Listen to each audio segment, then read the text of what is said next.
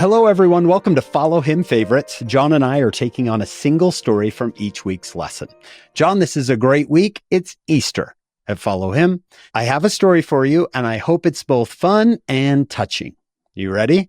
Yeah, I'm excited. I'll try to make this short. I did a longer version of this on Talk on CD I did a long time ago, and also a Why Religion episode that just came out recently.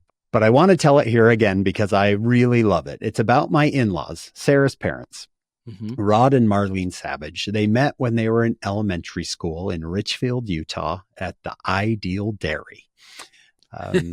They knew each other growing up. One day, Rod was talking to his school counselor in high school, and the school counselor said, "Who are you taking to prom?" And Rod said, "Oh, I don't do those kind of things. I don't go to prom. I'm going to go hunting."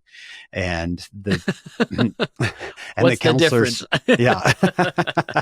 And the counselor said, "Well, every girl deserves to go to prom."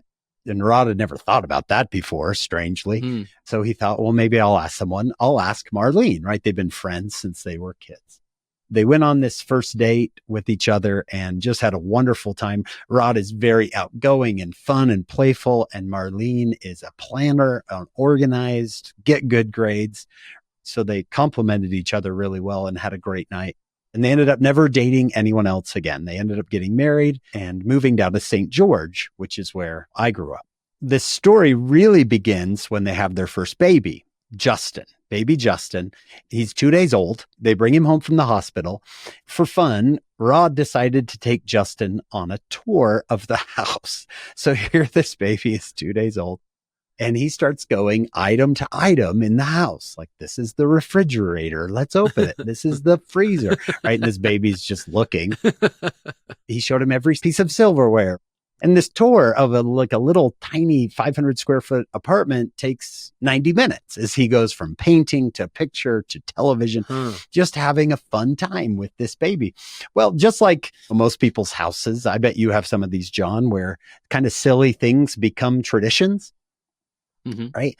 Things you just did, you didn't even think, oh, let's start a tradition. You just did it.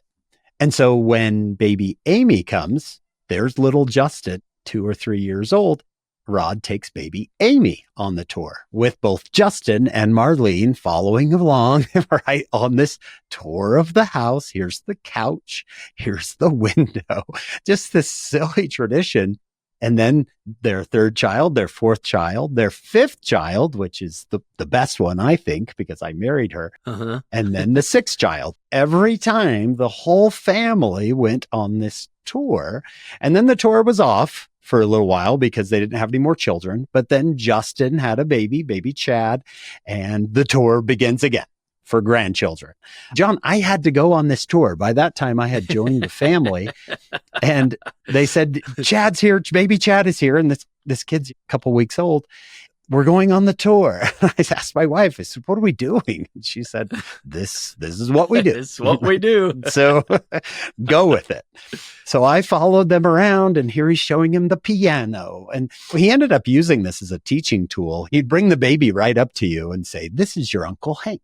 He's going to take good care of you. He's going to watch over you." And you're like, "Hey, kid." And I still talk to that kid, John. It was part of the tour. I have to watch out for you. I promised. All the grandkids have been on the tour. All my kids have been on the tour. It was a fun tradition that turned into basically a family joy.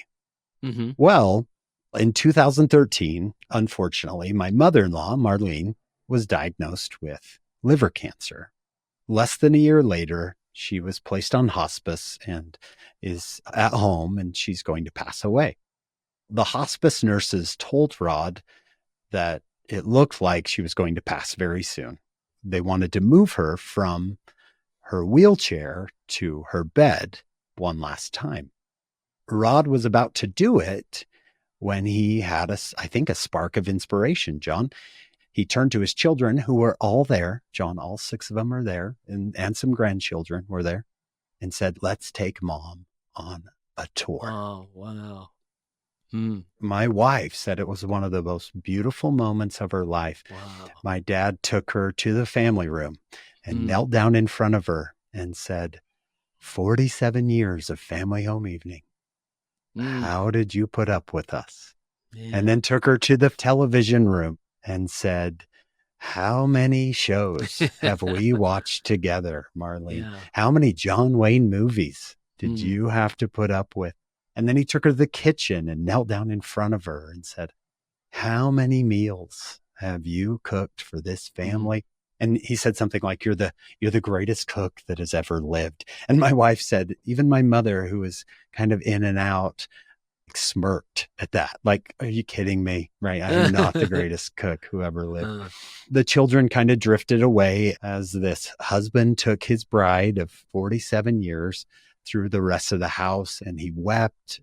They looked at the pictures of kids and grandkids, and then he took her, picked her up, and laid her gently in her bed and sat by her side right there on the bed and held her hand for the next few hours as she passed away.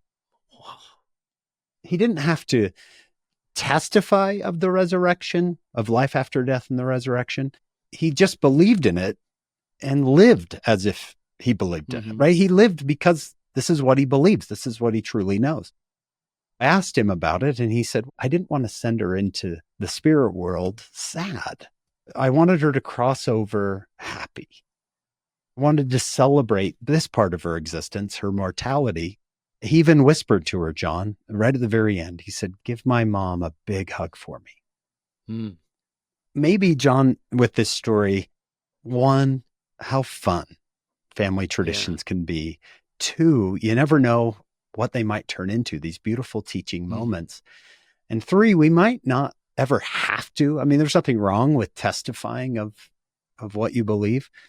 But for my wife, she knew what her parents believed because they lived their beliefs.